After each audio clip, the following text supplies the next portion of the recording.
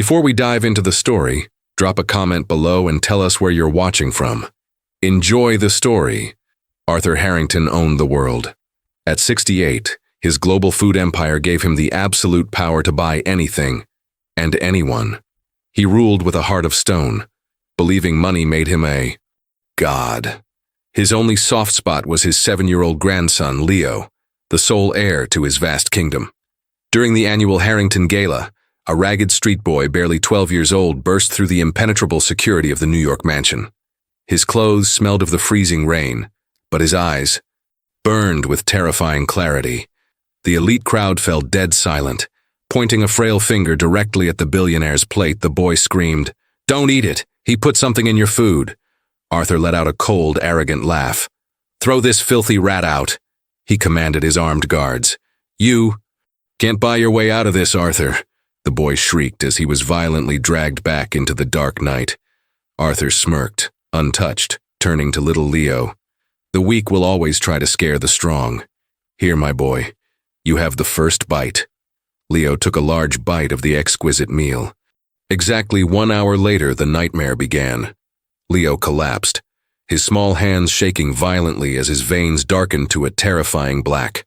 Arthur dropped to his knees on the marble floor, screaming for his private doctors.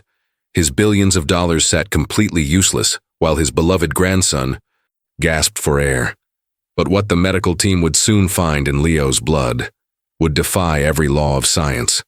Within hours, Arthur's private hospital wing became a fortress of the world's greatest medical minds. Private jets flew in top neurologists from Switzerland and toxicologists from London. Arthur paced the sterile hallways like a caged tiger, tossing wildly generous million-dollar bonuses to anyone who could simply tell him what was wrong with his little grandson. But the expensive machines only offered a horrifying silence. Leo lay in a deep coma, hooked to a frightening maze of tubes, his pulse dangerously slow. Extensive blood tests and advanced brain scans revealed absolutely nothing. No poison, no rare virus, no trace of anything Arthur's vast food empire could be blamed for. "This is completely unprecedented," whispered the chief of medicine as he reviewed the impossible data. "Mr. Harrington, his body is systematically shutting down, but there is absolutely no scientific reason for it." The news hit Arthur like a physical blow. He violently grabbed the doctor by his pristine lab coat, his polished billionaire facade replaced by pure, helpless rage. "Fix him, or I will destroy all of your careers," he roared, throwing the prestigious man aside. Locked in his arrogance, Arthur's heart grew colder. He cursed the heavens, trusting only in the cold, ruthless power of his bank account. But as he stared out the reinforced ICU window, desperate for control, his eyes caught a chilling movement. Down on the empty, rain-slicked street far below, a solitary figure was standing unmoving, staring directly up at him, and the terrifying realization of exactly who it was would shatter Arthur's reality. Arthur pressed his forehead against the icy glass. It was strictly impossible. Standing 3 stories below, outside the ultra-secure hospital wing in the freezing, pouring rain, was the ragged street urchin from the gala, Elijah. How could a filthy boy track him all the way here?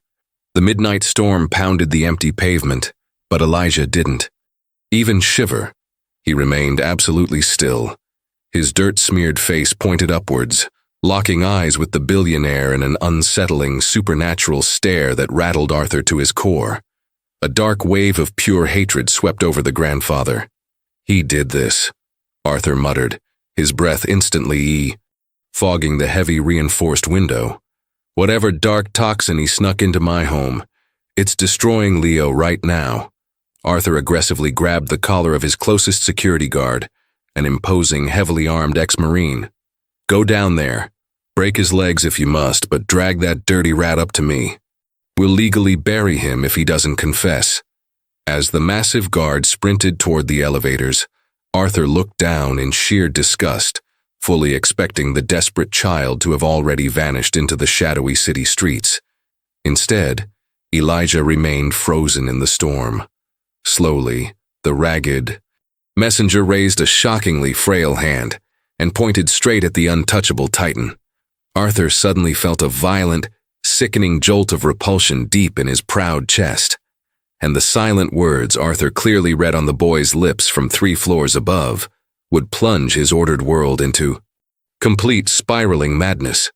Arthur burst onto the rain-lashed street, flanked by 2 massive armed guards. He violently grabbed the filthy collar of the boy's oversized jacket, slamming Elijah aggressively against the hospital's cold brick wall. "What did you do to him?" Arthur roared, his voice trembling with a terrifying blend of absolute power and profound fear. "How much do you want? Name your price. I will buy your wretched life if you give me the cure." Despite the brutal impact, Elijah didn't struggle. He looked at the furious billionaire with a supernatural, unearthly calm. His ragged clothes were soaked, but he wasn't shivering.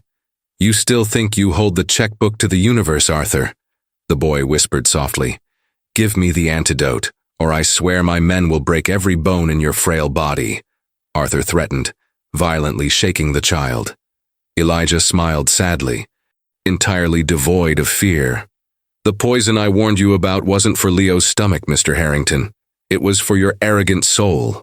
Arthur forcefully pushed the boy away, his untouchable logic violently collapsing beneath the weight of those strange words. What are you talking about?" Elijah stood tall in the freezing storm.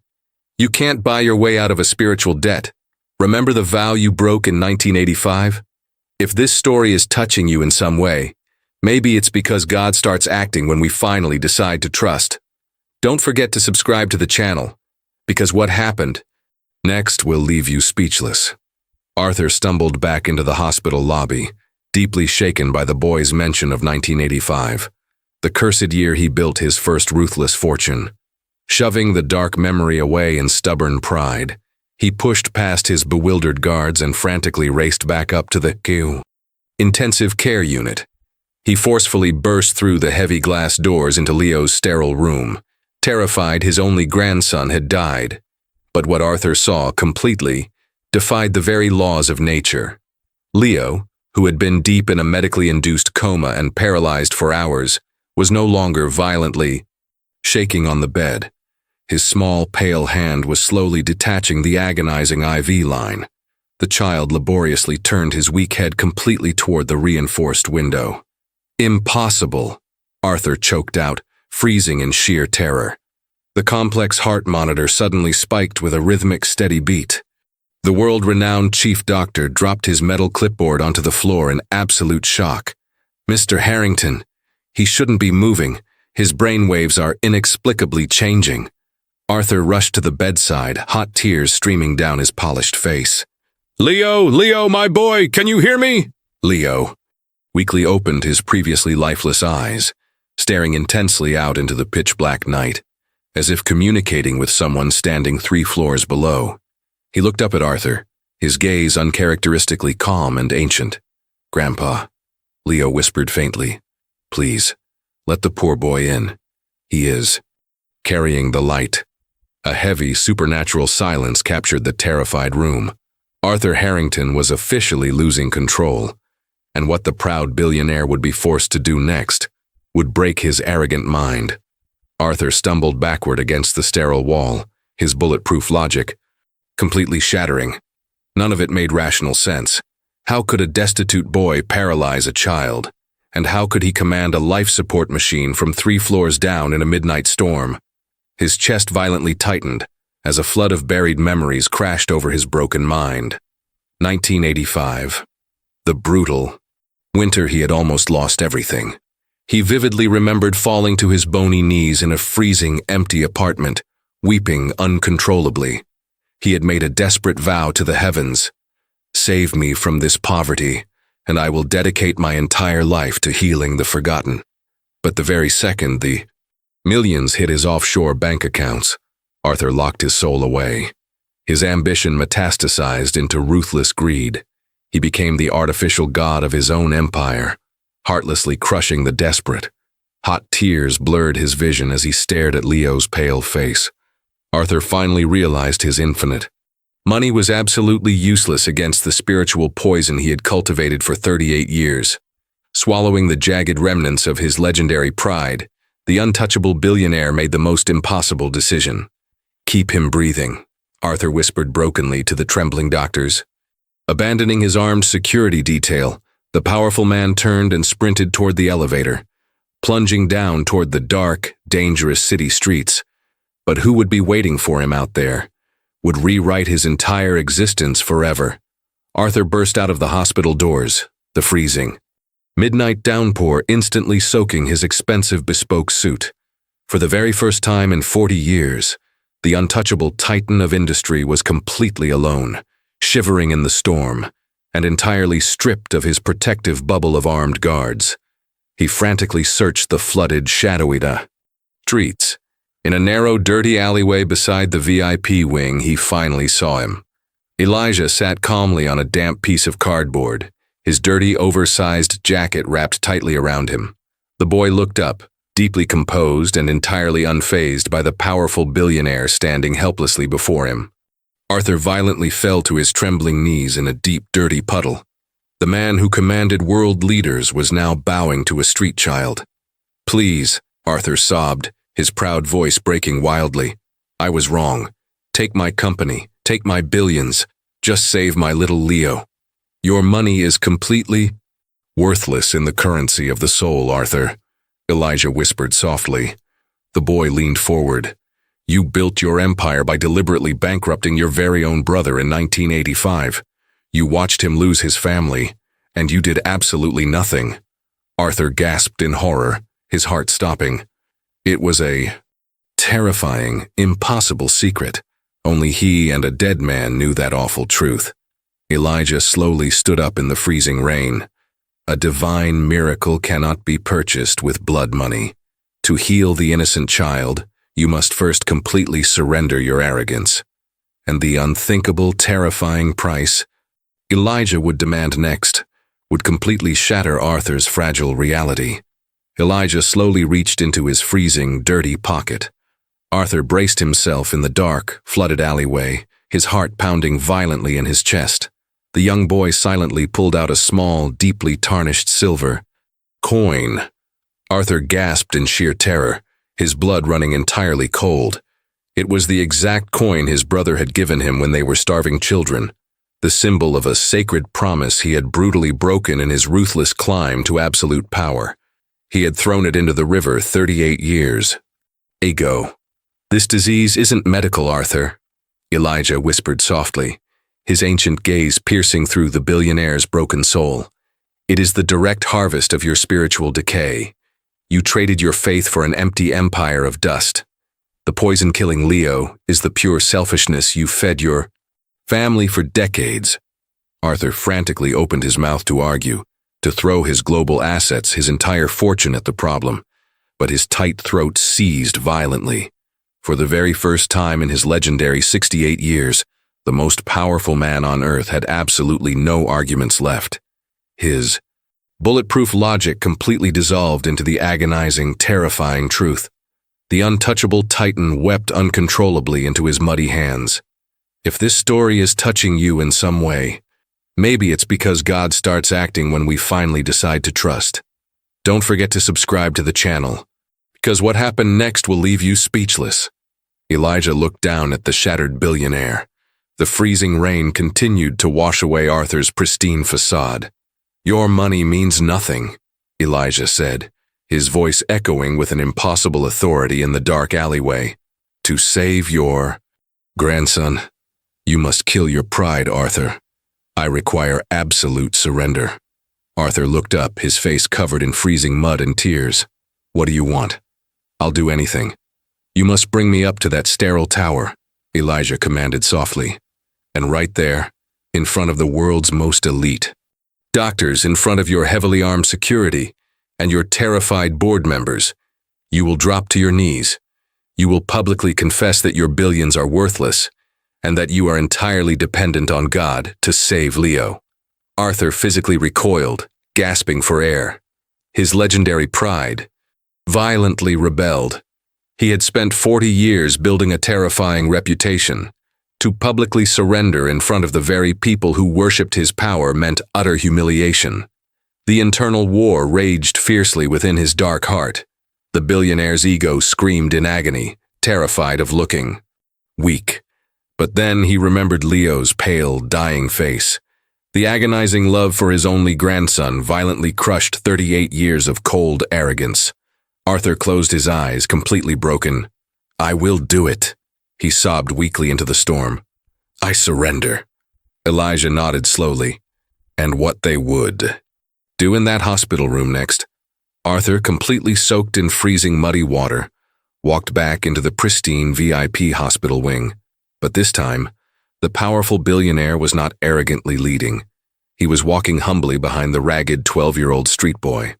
As they stepped out of the private elevator onto the intensive care floor, the world's most elite doctors, wealthy board members, and heavily armed guards froze in complete shock. Their untouchable boss was weeping silently, his expensive suit totally ruined. Right in the middle of the bright hallway, Arthur dropped heavily to his wet knees. The entire medical floor went dead silent. He looked up at his bewildered staff.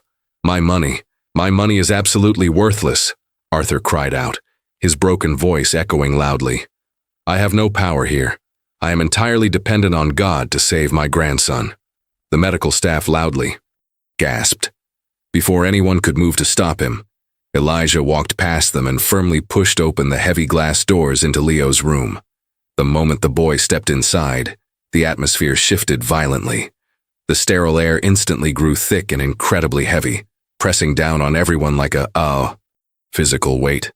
The harsh fluorescent lights dimmed softly. A profound, mystical silence suddenly swallowed the frantic beeping of the life support machines.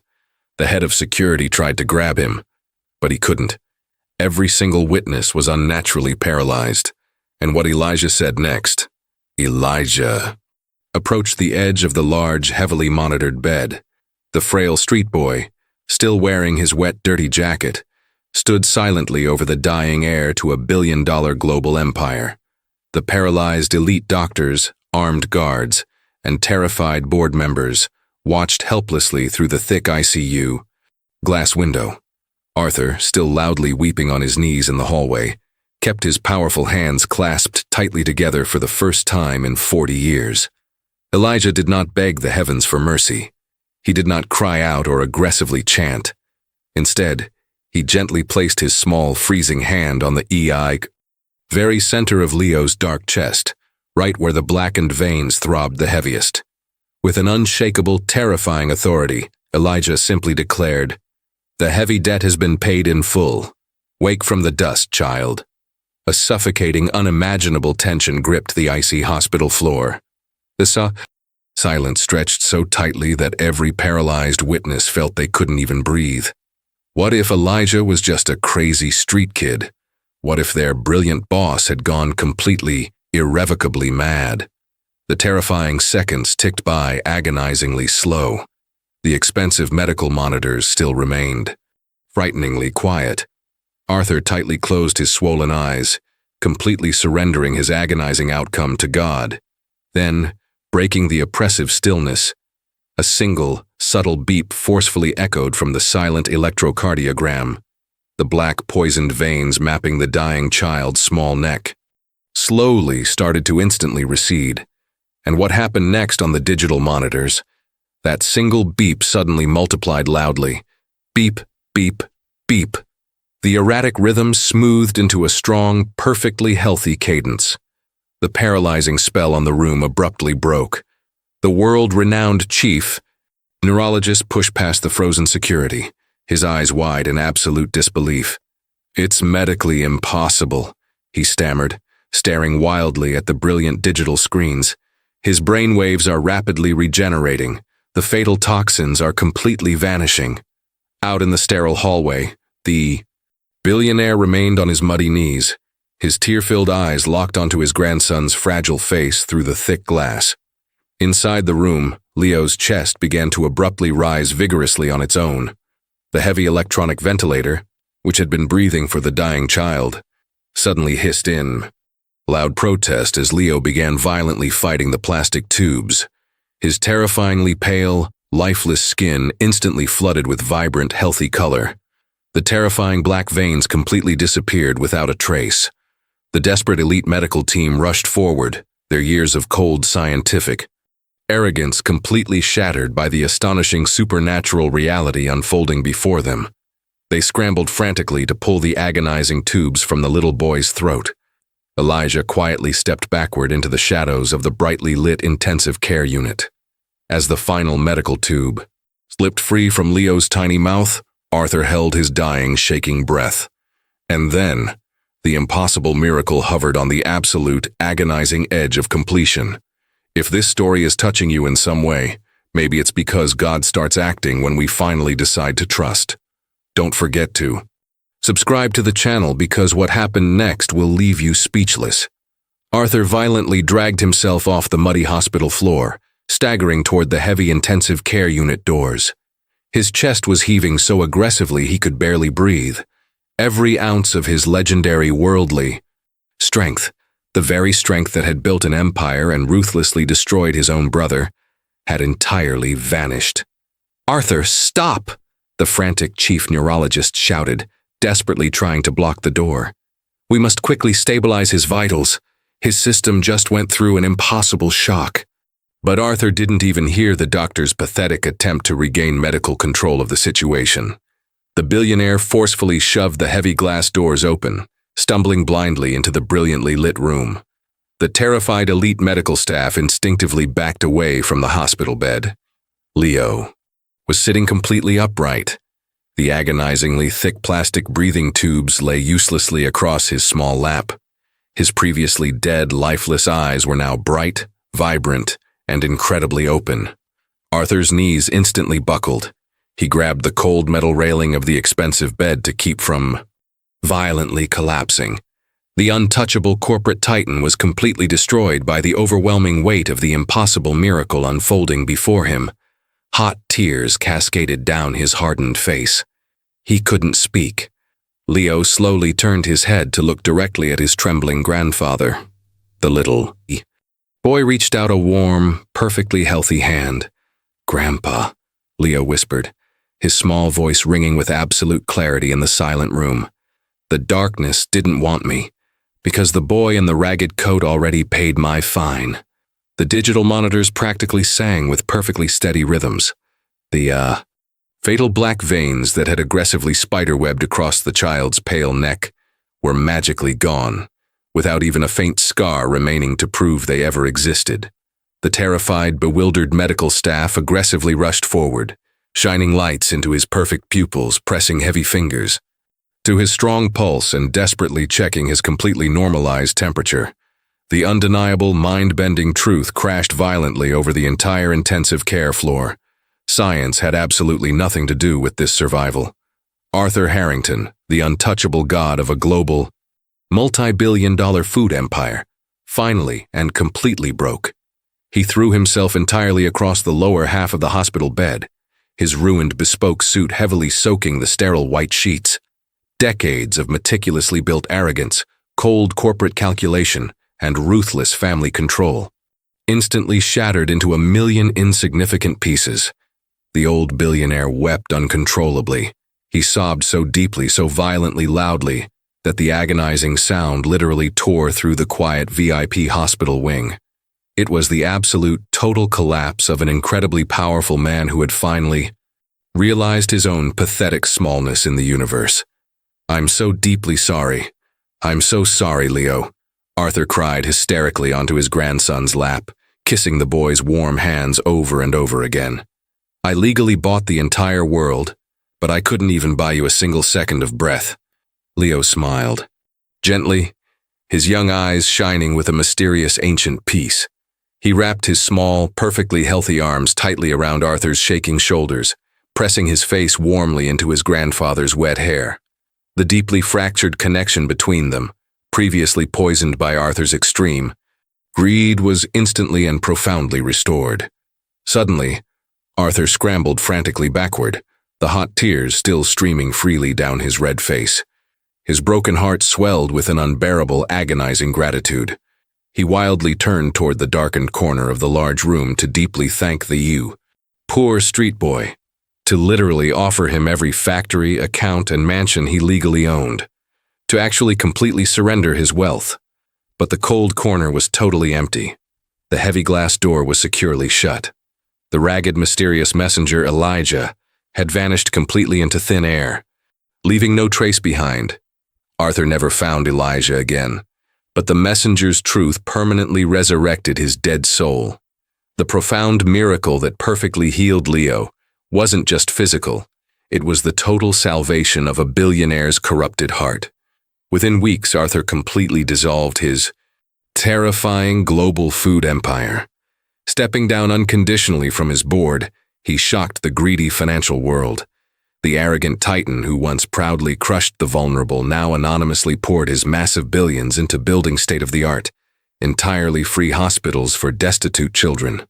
He sought out his estranged brother's surviving family, weeping softly as he begged for their long-overdue forgiveness, finally returning every cent of the fortune he had ruthlessly stolen back in 1985. Years later, Arthur Harrington was no longer feared by anyone. He spent his final days walking those same cold city streets, holding Leo's healthy hand tightly. Whenever they encountered a struggling stranger in the rain, Arthur smiled warmly and offered help, deeply remembering the poor ragged boy who mercifully taught him that the universe's greatest wealth always requires an absolute, humble surrender